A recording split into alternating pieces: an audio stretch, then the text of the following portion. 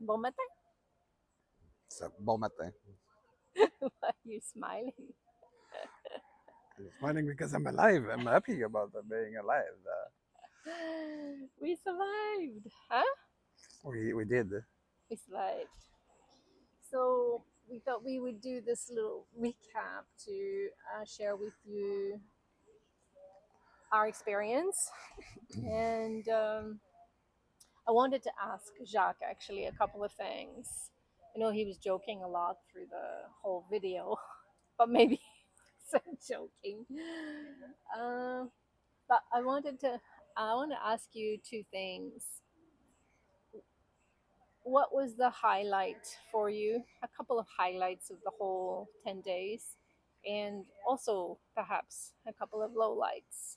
Like what was really the high points and the low points, or things you will take away with you from the experience. Well, it's not for everybody. That would be my my first thing. That's because doing doing what we did is very difficult, and it's not something that you can just get up and go one day and say, "Oh, I'm going to do this," unless you have months to do it, because it's hard and it's long and it requires lots of gear. Like there's no doubt about it. My my I have a couple highlights basically, and one of them is the appreciation of the type of gear you need in order to be able to do this. And I'm always reminded that in the movie there was a place where there was a tree and there was lots of shoes that were put on the trees of people. Neil's Gap. Neil's Gap, yeah. Hmm. And when I was looking in those trees, I was thinking, wow, maybe I could find a pair of shoes. That's going to be great for me. But no, like the pair of shoes that were there were not really, I would not take them because they're not really those technical good. And you can appreciate the fact that if you start with that type of shoes, you're going to have huge trouble.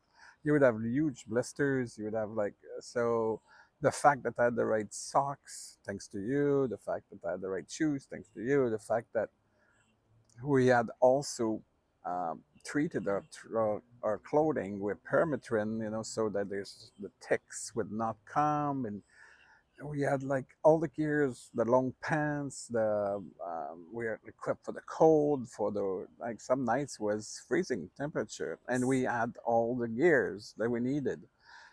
Without this, we can't do it. Like that's no doubt about it. And if you think you're just gonna get up and go one day and do it without researching, you're not gonna. It's not gonna happen. So that's a good point. So let's break it down for everybody that might be wondering, right? So you said you talked about footwear, socks. So tell everyone what you were wearing and why you're wearing those Well, Nancy socks, got for me going example. on these Injinji socks. Injinji, Injinji. And anyway, they, And Gingy. and they have toes, right? And then that prevents the toes from rubbing together and causing blisters. And I would say of all the people I've met and I've seen, the people that had Injinji had no blisters, and the people that didn't have Injinji had blisters. And I've seen some people walking, you're wondering how they will be able to keep going because they were having so like the blisters were terrible. So I would say the Injinjis and the double layers, like so you have a base Injinji and you have a layer on top of it Wool. of smart wool, so that there's no like there's no Rubbing. and it's not wet, and it's Right. the humidity is easily dispersed, so It that's wicks. The wool wicks yeah. away, right? So Without these, I would say after 2 or 3 days you would be done. yeah, it was pretty amazing. Like you got zero blisters. You got a hot spot maybe on day two, a tiny little hot spot, and we With never even had to bandage it, right? Because it no, went away. yeah, it was just like It was an nothing. excuse to stop. An excuse to stop. So well, I mean that's pretty amazing. So some of our for us the Injinji is absolutely the base. You have to have those toe socks. It's just takes a little longer to put them on, but totally worth it. They really save you. I would get Totally would. totally worth it. I would I would definitely get blisters between the toes, but with those socks, it's really saves it. And then the wool second sock, you were wearing smart wool. I was wearing darn tough. And another one that I really like is farm to feet as well. But all of those are wool socks, and they wick and they're give you the cushioning, and they're just really a perfect combination And altogether. I didn't have any of these before I started this. And I must admit, without the advice of having this, I would not have completed. Like I can see how your feet would really kill you. The other thing was the footwear. So, what were you wearing? Your Um, shoes? what? Ultra? Oh yes, the Ultra Olympus. Olympus 5 or something. Yeah, and these things too were like totally amazing. They're so spongy, and the problem is not so much going up hills with your shoes. It's really going downhill where you go and you're really at angles, and it's really easy when your feet are starting to sweat too. Unless you're totally well in your shoes. So these were amazing. It worked out really good for me. I'm The very happy with that. the other thing with the Ultra too is they have a wide toe box at the Yeah. front. So for people like Jack who have a fairly wide foot, right? Have a wide foot, it really gives you some room, and again, just a key combination to being able to hike all together. So that's the footwear. Then we decided to wear long pants because we wanted to minimize the risk of getting ticks, right? Ticks and others And like other like mosquito bites, like not only that, but like there was poison ivy. oh yeah, that's There's right. all kind of. We were warned about poison ivy, and we're like, and just a quick story. Like I think it was 1 day to go or 2 days to go. One night, I just decided to take my shoes off because I was thinking like, okay, well, and then I went to get some wood for fire, and then when I came back the same night, my legs were red exactly where I had taken off my shoes, Where and you had the skin exposed, right? and I probably touched some poison ivy or something like. And luckily, it didn't stop me from keeping going, but it could have, Yeah, right? So, yeah. Well, so we washed with water and soap profusely right away to get rid of the oil, yeah, and then you had some cream that you put on as well, which probably helped, right? So probably yeah. yeah. So that all these things can stop you from finishing or even enjoying the trail, right? Yeah, So yeah, yeah. So, like it was a little hot at times where we both thought, oh, it'd be nice to wear shorts, right? But both of the kind of tights, sports tights that we were wearing were super, super. I mean, super thin, and almost feels like you're wearing nothing. I mean, they. I think I was not hot with these, and it was really hot outside, right? yeah, Yeah, just be careful with your microphone. Yep, yeah. okay. So, and they were, as Jacques was saying, they were treated with permethrin, which is a solution that really repels all of these insects and everything. So we thought, I mean, all of us was treated with that. The backpack, the tent, all the clothes we were wearing was all treated with that as well. So what else about the gear that you said was important to you? Well, the gear too, like the to have the cold and the warm. Like you're going to Georgia, you're thinking, oh my God, it's like Florida. It's like 30 degrees out there. Like, why do I need to bring my puffy and my long underwear and just more weight to carry? And then one night, you're going, oh my God, like I'm freezing and I have all my underwear on and my puffy on and my quilt on and Yeah, it's a cold. buffer. You had a buffer up on your Buffer, but neck, it like was not warm and it was cold. And well, then you we go, got to almost freezing, right? yeah, and Just about yeah, you like couple of nights. just imagine you go on your trip and you don't have any, you're not prepared for that. You're Yeah, going, oh my God, like you can't keep going. no, Obviously not, no. right? So Yeah, so I mean, it's a very good point. Preparation is key with all the logistics of the gear. It's really important. My tent was tested true and true. I did the West Coast Trail with it a few years ago, which was really wet, super super wet. That West Coast Trail is on Vancouver Island. It's kind of like a rainforest. So that tent was tested true and true. I used it last year too on the Appalachian Trail in Pennsylvania and Maryland, and we had tested it together too, because it's a two-man tent, but it's a A bit. woman and a man. It's a Do two-person not, tent. do not Let's take. not start there. Let's not go there. Yeah. It's a two-person tent, but I would when you're solo in a two-person tent, you bring in and you have lots of space. When you're two-person in a two-person tent, you have to use the vestibule to put your pack out, and it's tight, right? And Jacques takes a little space, and so, but we tested it back in the Rocky Mountains of British Columbia. We did an overnight trip, and we knew we could work with that. So it was not like we didn't know what to do on that one as well, right? So our backpacks were great, and I would say all our gear was good. It was good. But It let's was. talk about, like, once we touch on gear, what would you change in your gear if you were starting this again tomorrow? Like, what gear would you not bring, or what gear did you not bring that you'd like to add to your? Is there anything you'd change? I'd bring my barbecue. No, I truly the gear was great. It was like, I mean, Nancy is an expert and she's researched for many years, and I can't say that I have had too many things that would change. Maybe bringing more underwear for some reason. For some reason, Some people do okay with one pair. I had two, and I would go up four or like easily four because like I don't know, I just don't feel good if it's not clean. But So you, in your underwear though, you discovered the smart wool underwears were super comfortable, right? They were well, excellent. they were all underwear were comfortable. They just get so dirty that you're going like, okay, I don't want to wear this.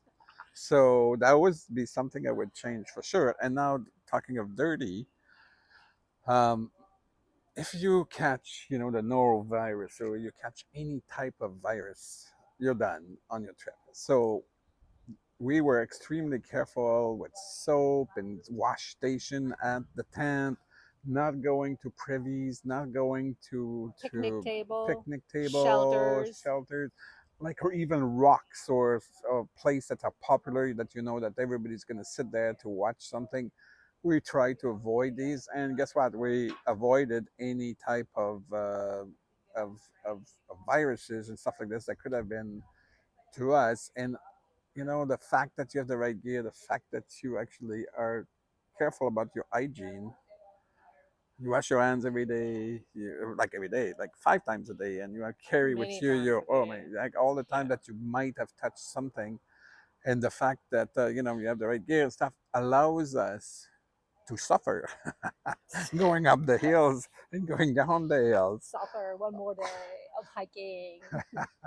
Well, that's the truth though, because Georgia is not easy, right? Georgia is really difficult. And when you carry a 30-pound pack on you, it's even more difficult. And then when you have a schedule where your plane is on the 1st of May, and you have to be there by the 1st of May, then all of a sudden, your 5 miles a day might become 10 miles a day, might become 15 miles a day because you need to finish by this time. So I would change that for the future too. I would try to Just be give ourselves more Oh, time more and time for have a sure. schedule. We were thinking that, well, Georgia, that's nothing, but Oh, Georgia I is. didn't think that. I You, was yeah, thinking you that, were. Okay. and then I realized that Georgia is something. Like it's there. There's quite a bit of elevation, quite a bit of miles to do, and it's yeah, it was testy. But the fact that we were allowed, because good health and good equipment, to actually go and work hard, that's a blessing in itself, right? But there's one thing you had an issue with. Oh yeah, what was that? Mangiare. Food. Yeah, well, Mangiare. I was led to believe that hiking food was all I needed.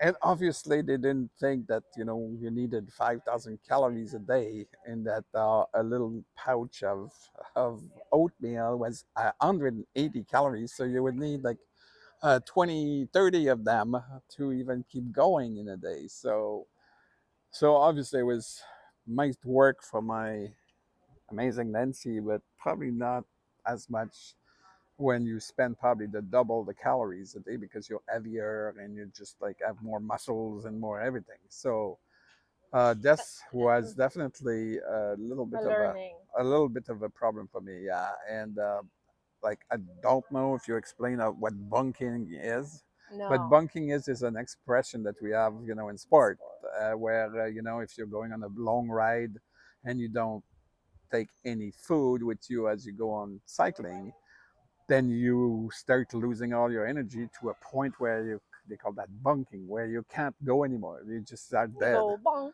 Yeah. You just stop because you don't have any more energy to keep going. You feel dizzy. You have to sit down, etc. So it happens to me the first 3 days of the The this, hike.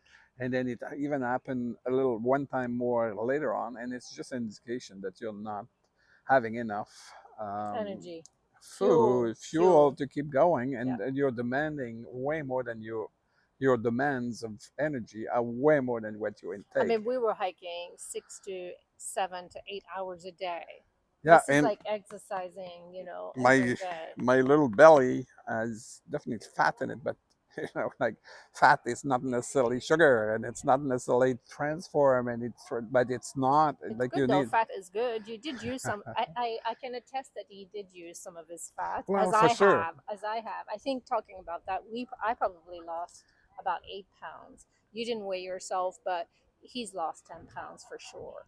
And these 10 pounds went instead of my little oatmeal. That's what happens. Like so, and you've got to understand that you're on a trail. You're not gonna get your burgers or your And your steaks or pizza your and your pizzas French or fries. yeah, you're not gonna get any of that stuff. But instead of one or two Snickers that you take for the day, maybe you need four or five, or maybe instead of one pouch of oatmeal in the morning with a few other things, you need way more than that. And I was not prepared for that.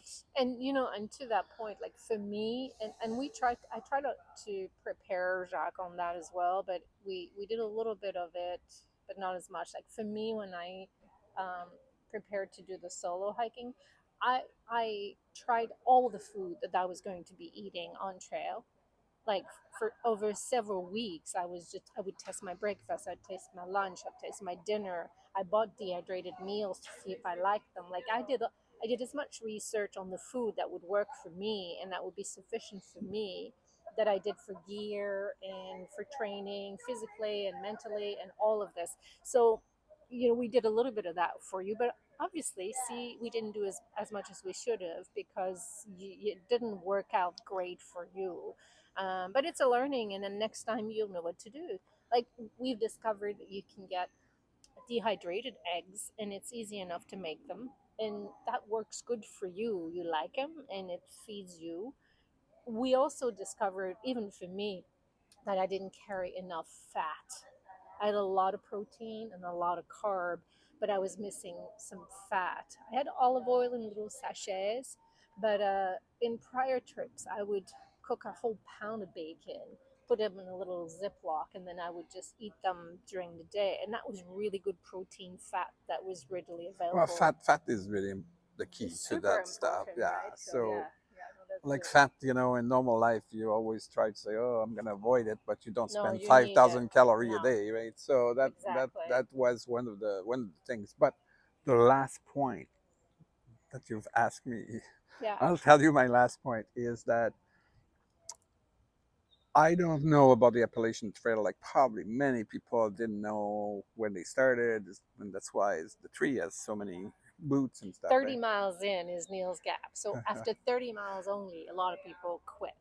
I was led to believe by somebody that all you needed to do is 4 or 5 miles of training in the morning. So we would go with our pack and we would walk 4 or 5 miles at a leisurely pace, like, like 20 some minutes, 23 minutes, 24 minutes the morning.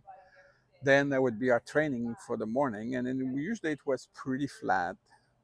And then we might walk again in the afternoon, but usually it was very small walk if it was ever. And that was our preparation.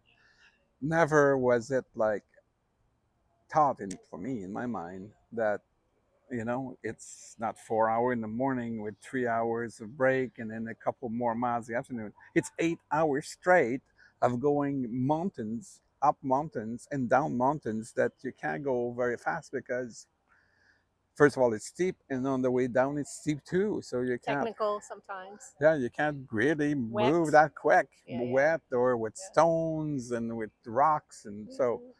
so now all of a sudden my training that was 2 or 3 miles easy in the morning with my pack at 20 pounds is now 7 or 8 hours in a row with no break for lunch or no break for anything. Oh, poor There was Jackal. a huge Poor adjustment. Jackal. So if anybody thinks of doing this, first of all, I would recommend that you take don't give yourself 10 days or 8 days or 7 days. Give yourself infinite number of days to decide when Yeah, you're no, gonna that's go. definitely wise. And then the second things is like training for it is truly you'll have to be on your feet for a while. So Yeah. Yeah. think about being on your feet for 7 or 8 hours with a 30-pound pack, and that's what you need to do. And even if you don't go up hills for training, but you keep going on the flat, it's still gonna be hard to do. So take into account now the heat and rocks and so that's why it was hard. But on the other side, we were allowed to be able to do it because we were had the right gear, the right shoes, the right hygiene, and through this we were able to adapt our food. We were able to adapt our We were nimble. We schedule. were nimble through it. Yeah, We we could were we able could to. we could change Yeah, stuff and we could do it. Yeah, we for sure. adapted pretty good, and that made it very difficult but manageable. Yeah. It was in the range of you're at the edge of maybe not, but it was not on the side where it's impossible because you don't have the right stuff, or it's too easy because you don't do enough, right? So Yeah, and sorry, airplane above. We were very fortunate with the weather too. Like honestly, we had the weather on our side. 11 days out. What was the stat? 11 days over 22,000 feet of elevation gain. Pretty much the same of descent, right? Um, 90 miles, so that's 100 and what 50K kilometers, something like that, counting the approach trail and some of the side trails we had to take. We were fortunate because we only had 2 days. Day two was raining, and then last day was raining, and those were big days of rain. If you have constant days of rain like that, you got to be your push off trail because you get soaked and everything. As we only really had one full day of rest, a zero, and then we went into town one more time to supply, and so we were fortunate from that aspect as well. And I think you didn't talk about the mental strength, but we I learned last year too. You're the one that made me think about that. What was that? Because I was training last year to be ready physically, logistically with all my gear. I hadn't done anything about mental toughness, right?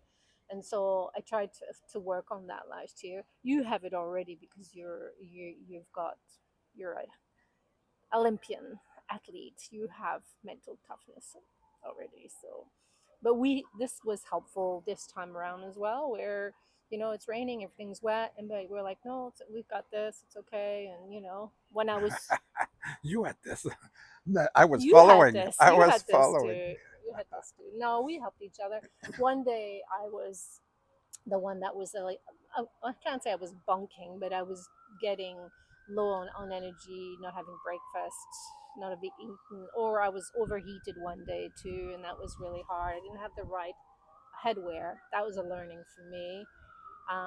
For the next time, actually, I have a hat being delivered today, so I'm going to have a better protection from the hat. No, I have a sun umbrella, and I completely forgot to do it to use it. So anyway, that's another good option because it's a umbrella with a like a sun protection on it, right? So, but anyway, overall, I think we were pretty ready and we were good. But honestly, did you like it or not? Um. He's gonna joke again. No, no, no. Like the thing that it's like it's pretty hard when you don't have the food that you need and that you have a task that you're not really prepared for. Thinking, oh, I'm gonna stop for lunch for 3 hours or 2 hours, and then rest, put my leg up, and then keep going. And then all of a sudden, it's like, well, if we do that, we'll never make it to camp, or we'll have to sleep in the woods somewhere. And I'm going, but that was not the deal, right? So once I got past that, I started to enjoy it because then I realized, okay, well, this is where it's going to go, and then the mountains that we are beautiful, and then the top of it is just like amazing, and what we're doing is something special, and I started to enjoy the walk, because I was not worried about, if I'm going to make it or not. I was just worried about, after a few days, that okay, like now I'm starting to understand what we're doing, and then it started to be more fun. And then Nancy said, like some days are going good, some days are going not so good. So it's nice to be there for each other. And then some days I pushed a little bit, Nancy, and then some days she's like, okay, get out of bed, let's move. So it was a good partnership. I really enjoyed to be doing that with Nancy. That was awesome. Well, I'm very grateful. I said it many times, but I'm grateful that you were willing to give it a shot, give it a try, and come on this adventure with me. So he had signed up originally to do just a couple of days, and then of course, a couple of days, I inched Why over not? to Why not why not do do the whole state of Georgia? Georgia? It's just a few more miles. Like it's really not that far. I did push the envelope a little bit, but hopefully overall it was good. It was certainly a great experience for me. I'm very, very thrilled that we did this together and super fun. So so it brings us to now. So we are happy to be here now in sunny Florida and having a great time relaxing for a few weeks. Then we are flying up to Quebec to be with our family for a few days. But then we are hopping on another plane because we are going to what's next? Where are we going? To Where are we North going? Dakota, not North Carolina. No. No, No. we're going to Europe. Oh yes, we're doing the Camino, the French way in Spain. So more walking coming up. From what I understand, it's very easy. 3 or 4 miles a day, and then you can go and rest for That's not lunch true. and rest in the That's not true. afternoon, and It's many more they miles. take The more. Camino is many It's more miles than the Appalachian Trail. it's all about wine and dine.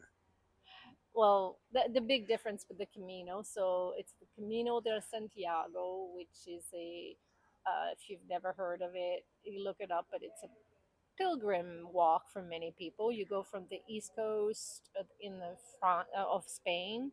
It actually starts in the Pyrenees, the French Pyrenees, in a little town called Saint-Jean-Pied-de-Port, and you cross all the way through to the other coast on the west coast to the ocean to well Compostelle, what is it called, Santiago, and whatever. Anyway, it's about 800 kilometer, but we're not doing all of it. We're going for a few weeks, and then we'll see how far we get. And the big difference is that yes, you're right. Every night we're not going to carry our tents. We're not carrying our sleeping system. We don't carry our cook system either. And every night we'll sleep somewhere in a bed. We can wash our clothes every day if we want to, and we can have all our meals at a cafe, bar, um, for breakfast, lunch, and for dinner. And you're right, for dinner, many of the pilgrims' meal provide you with wine as well. So Jacques is very happy. That was the original plan. That is the truth. We were supposed to do the Camino, not the Appalachian Trail. And I sneaked in the Appalachian Trail, didn't I? Very cunning of me. Eh? Come on, it's gonna be fun. Just a few days. Anyway, this is our recap for the Appalachian Trail and a teaser for what's coming next. We should be hitting the trail in France towards the 24th or something. of this month, so pretty soon. And we plan to YouTube it. So I don't know if I'll have the same difficulty as I did for the Appalachian Trail uploading video. I mean, pretty much I had to upload all my video once we were back here, right? But hopefully, in Europe, in the hostels we're staying at, we will have Wi-Fi, and I can upload the videos I go through. And bicycle possibly. Bicycle? Well, like if you're tired of walking, you can go on the bicycle. You know what? You can even take a bus if you want. Oof! You can take a bus from one town to the next. I like that. I'll do the walking, and you can just meet me at the bar at the end of the day. How's that? Sounds Sounds like good. a good plan to you. Yeah, exactly. All right. It's called slack barring. Slack. Boring. Anyway, I hope you had fun watching us, and we certainly have fun sharing it.